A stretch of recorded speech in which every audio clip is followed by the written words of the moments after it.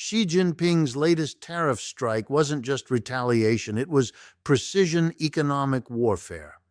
After the U.S. slapped steep maritime fees on Chinese vessels to revive its shipbuilding sector, The dollar is falling. The empire is fading. But your voice is rising. Don't just watch history happen. Be part of it.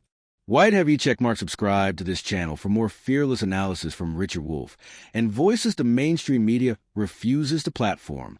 Beijing responded with a calculated series of countermeasures that exposed the fragility of global trade.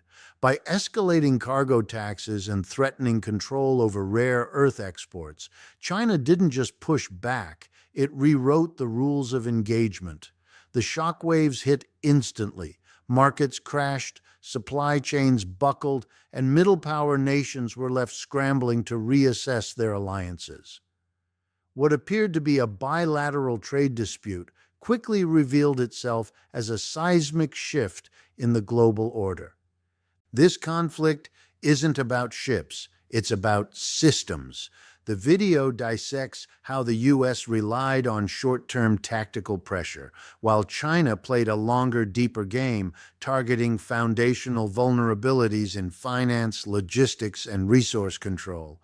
As economic interdependence becomes a battlefield, control over critical infrastructure and strategic materials has replaced military dominance as the core of national power. The fallout is global, forcing governments and industries to reckon with a new kind of warfare, one where tariffs and minerals matter more than missiles. The U.S.-China conflict has entered a new phase, and this time, it's not about missiles or warships, it's about tariffs, supply chains, and rare earths. It's about who controls the arteries of the global economy. And in this new battlefield, China just made its move. The United States thought it could strike first and strike hard. Washington rolled out a set of punitive maritime tariffs aimed squarely at Chinese vessels. These weren't symbolic gestures. These were heavy-handed port fees, charges per container, taxes per ton, all designed to hit China's shipping sector where it hurts. The idea was simple: raise the cost of doing business with China, weaken their dominance over global maritime trade, and at the same time, revive the struggling U.S. shipbuilding industry. But this wasn't a masterstroke of strategic genius. It was a gamble, a short-term, reactive move made with the assumption that economic pressure would force China to back down. And Beijing's response? Not to blink, not to beg for a resolution. China didn't just retaliate, it escalated, and they did it with precision. China's countermeasures weren't chaotic, they were calculated. They immediately slapped punitive maritime taxes on incoming U.S.-linked vessels, not flat rates, but taxes that scale based on cargo volume, slicing into the profitability of U.S. trade. Then came the real hit. China weaponized its near monopoly over rare earth elements, the critical resources needed for everything from smartphones to guided missiles. Overnight, the supply lines that keep America's tech and defense industries alive were thrown into question. And the market? It reacted like a system in free fall. Trillions of dollars were wiped from global markets in minutes. Panic rippled through stock exchanges. Shipping companies scrambled to reroute vessels. Supply chains cracked under the pressure. The costs exploded, and not just for corporations, for consumers, for workers, for anyone who depends on goods that move across oceans. This wasn't a policy spat, it was an act of economic warfare, and it worked. The contrast in strategy couldn't be more glaring. The U.S. approach was tactical, short-sighted. It assumed that hitting China with fees would tilt the game in America's favor. It didn't. Instead, China treated this like a long game, a chess match. Beijing didn't just fire back. It hit systemic vulnerabilities the U.S. never prepared for. Rare earths weren't just a bargaining chip. They were leverage, a reminder that real power today is about controlling what others depend on. While the U.S. was playing checkers, China laid out a strategy that targeted foundational weaknesses: materials, logistics, ownership structures. They understood that you don't need to sink a ship when you can control the port it docks in, the minerals it carries, and the financial system that backs its insurance. And it's not just about the US and China. The shockwaves are being felt around the world. Middle power nations are now stuck in the middle, forced to choose between deep economic ties with China or security guarantees from the United States. That choice used to be easy. Now it's a geopolitical minefield. Countries are pivoting toward pragmatic non-alignment, trying to play both sides to protect their own strategic autonomy. The old model, where America sat at the top of the economic order, is breaking down. This conflict has revealed something much deeper than tariffs and trade policy. It's shown that the global order is being redefined in real time. Supply chains are no longer just business tools, they're weapons. Access to raw materials is no longer a trade issue, it's a security issue. The ability to disrupt financial networks, manipulate market flows, and control infrastructure is now central to modern power. The U.S. move to slap tariffs on Chinese vessels may have been aimed at economic revival, but the consequences were far more damaging at home than advertised. Despite political rhetoric that frames these tariffs as punishment for Beijing, the reality is clear. American businesses and consumers are the ones bearing the brunt. Prices are rising, logistics are snarled, and the dream of revitalizing domestic industry is being buried under a mountain of retaliatory costs. There is a growing disconnect between political messaging and economic reality. Leaders talk about punishing adversaries, but the outcomes show us something else. In a globalized economy, economic warfare has no clean targets. The damage is widespread, the pain is shared, and the blowback is real. Meanwhile, China isn't reacting. They're anticipating. Their strategy wasn't improvised. It's been years in the making. From dominating rare earth mining to investing in ports around the world, from expanding Belt and Road to deepening trade ties across Asia and Africa, they've built an economic fortress. So when the U.S. tried to launch an economic offensive, China didn't flinch. They opened the playbook and responded with moves that reshaped the entire board. What this moment exposes is a critical weakness in how Washington thinks about power. There's still an assumption that tariffs, sanctions, and economic pressure are enough to make adversaries yield. But that world is gone. China doesn't just survive under pressure, it adapts. It counters with tools the U.S. doesn't control: raw materials, shipping routes, manufacturing infrastructure. It's not just a question of who makes the rules anymore. It's about who controls the stuff that actually matters. The concept of national security has changed. It's no longer just about aircraft carriers or missile defense systems. It's about cobalt, lithium, supply chain redundancy, semiconductor access, container ports. These are the new front lines, and the nations that understand that, who plan long-term, who reduce vulnerabilities instead of reacting to them, are the ones who will shape the next chapter of global power. The crisis has also made it clear that the unipolar world is finished. The idea that the United States can dictate global economic rules without challenge is outdated. The emerging multipolar landscape is one where influence is distributed, not dictated, where alliances are conditional, not permanent, and where middle powers are leveraging great power rivalry to gain their own independence. China's moves also send a message to U.S. allies: prepare or be caught in the crossfire. If rare earth access can be restricted in days, what else can be disrupted? If ship rerouting can cause chaos in global markets overnight, how safe is any supply chain? The fallout from this conflict is forcing every country to re-examine its economic exposure, its dependencies, and its fallback plans. And this isn't over. This isn't a one-off skirmish. This is the new normal. Economic warfare will define the next decade. Governments will treat resources the way they used to treat oil fields during war: strategic, contested, and weaponized. Infrastructure, ports, pipelines, semiconductors will be guarded like military bases.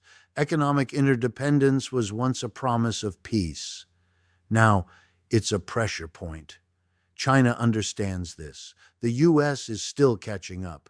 And while these global powers lock horns, it's everyday people who are caught in the middle. Tariffs raise prices, market crashes wipe out retirement savings, supply chain disruptions cause delays, inflation, and chaos, and still the political class pretends this is a clean, winnable game. It's not. It's a grinding, systemic conflict with no clear end, and no one escapes unscathed. This isn't a debate about ideology. It's a fight over control, over who gets to decide what moves where, who pays for it, and who can cut it off at will.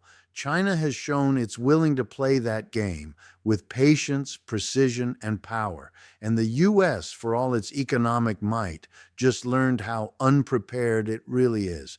If this video gave you a clearer understanding of what's happening behind the headlines, do what matters, share it, like it, subscribe for more breakdowns that connect the dots others won't.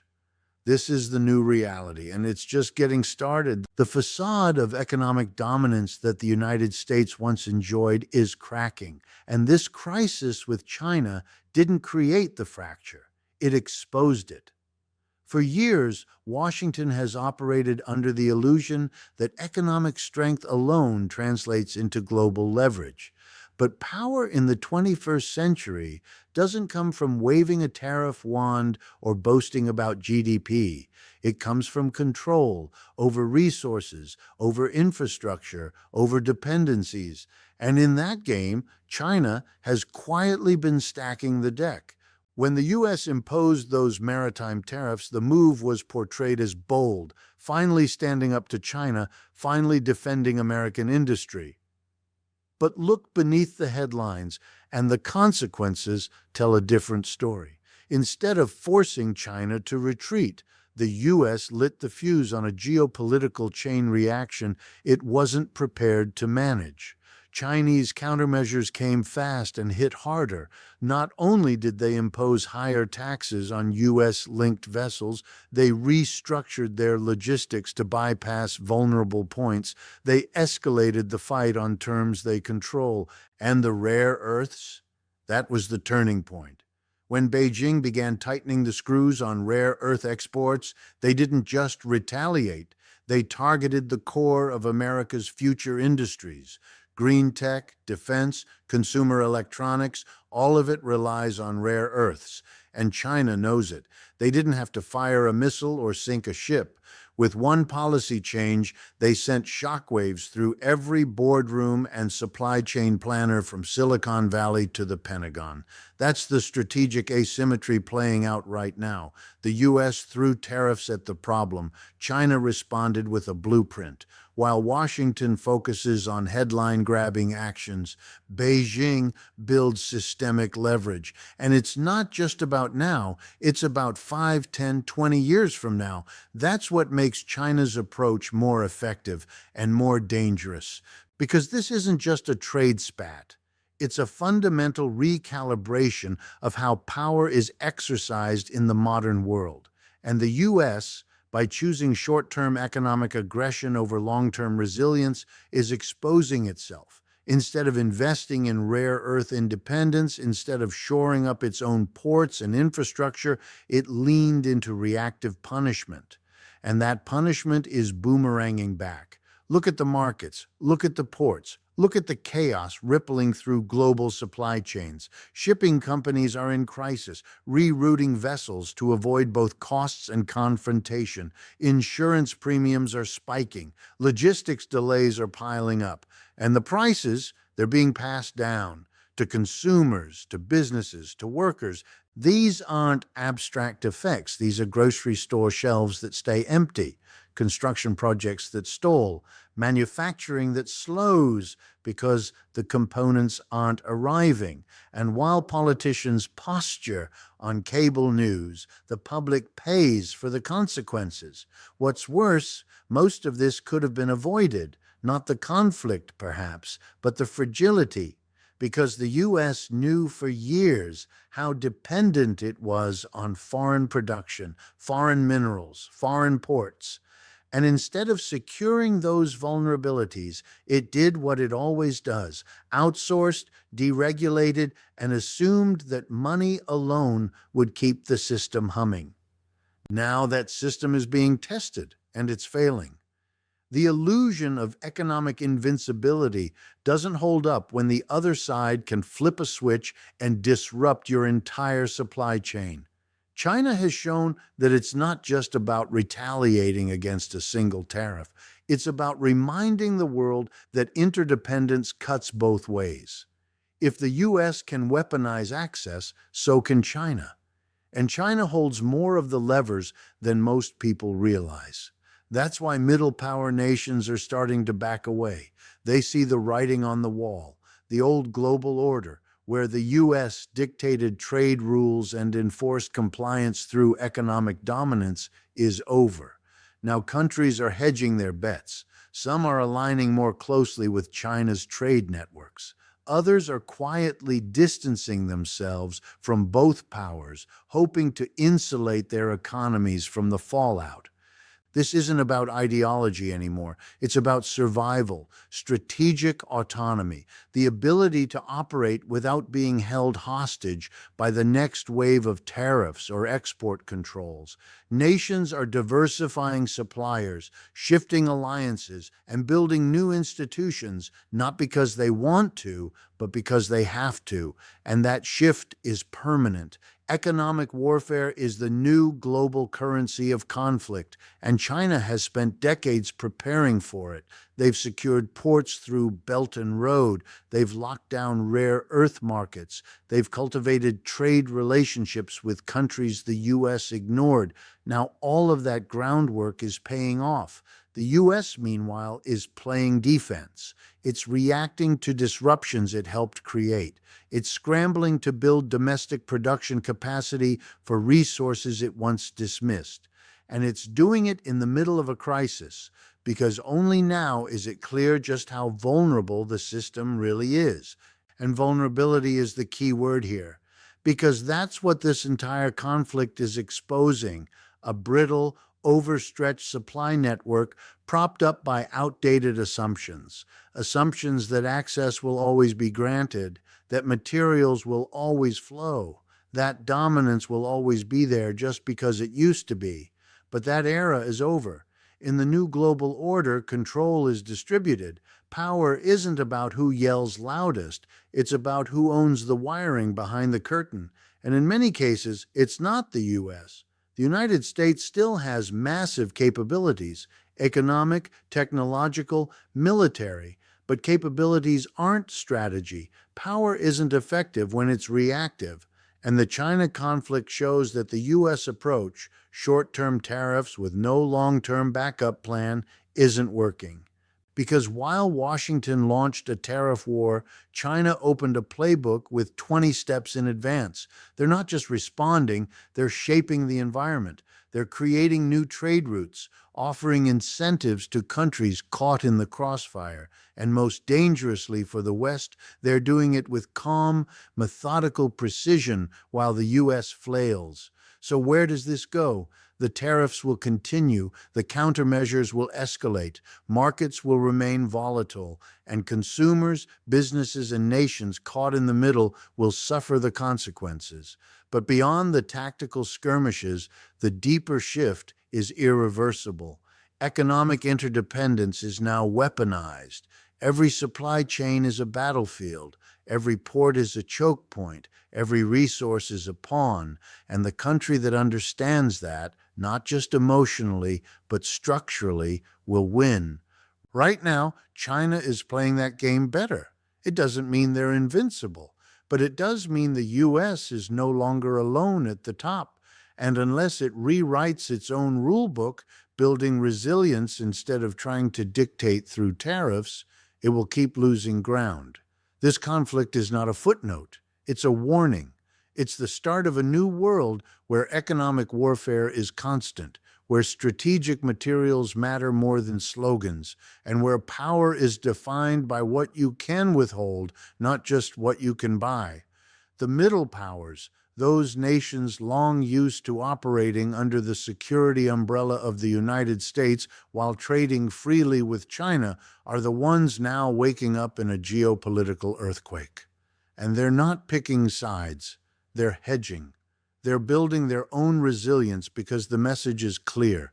The era of stability is over, and neither Washington nor Beijing can guarantee protection without cost. In Southeast Asia, in Africa, in Latin America, governments are reassessing everything. Who controls their ports? Who supplies their energy? Who finances their infrastructure? The U.S.-China tariff battle didn't just disrupt trade, it disrupted trust. Countries that once believed they could safely align with the U.S. for security and with China for prosperity are being forced to reconsider.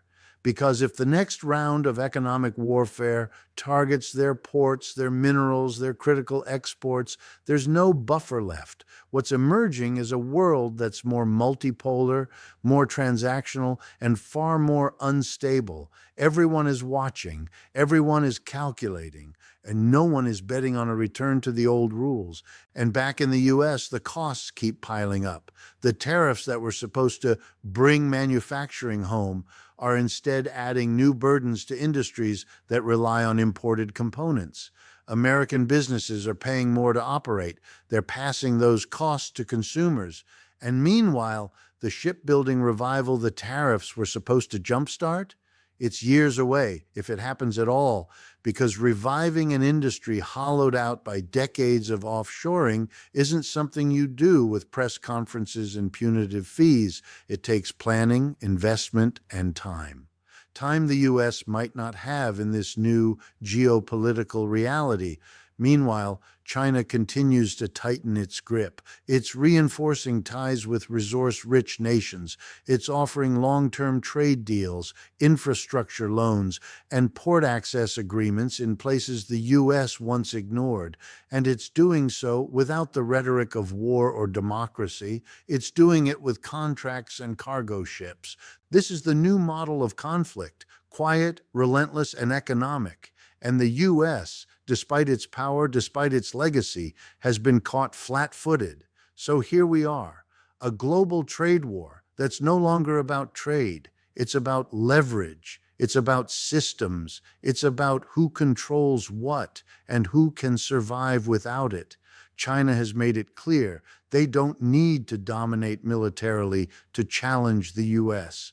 All they need is to control the right minerals, the right ports, the right supply routes. And if Washington doesn't change course, if it keeps relying on blunt force tariffs and short-term moves without addressing its own structural vulnerabilities, it won't just lose this conflict, it'll lose the future. If this breakdown helped clarify the stakes, don't keep it to yourself. Like the video, share it with people who need to understand what's really happening, and subscribe for deeper dives as this economic war unfolds. Because this isn't just a phase, it's the new battleground of global power, and it's already shaping the world we live in.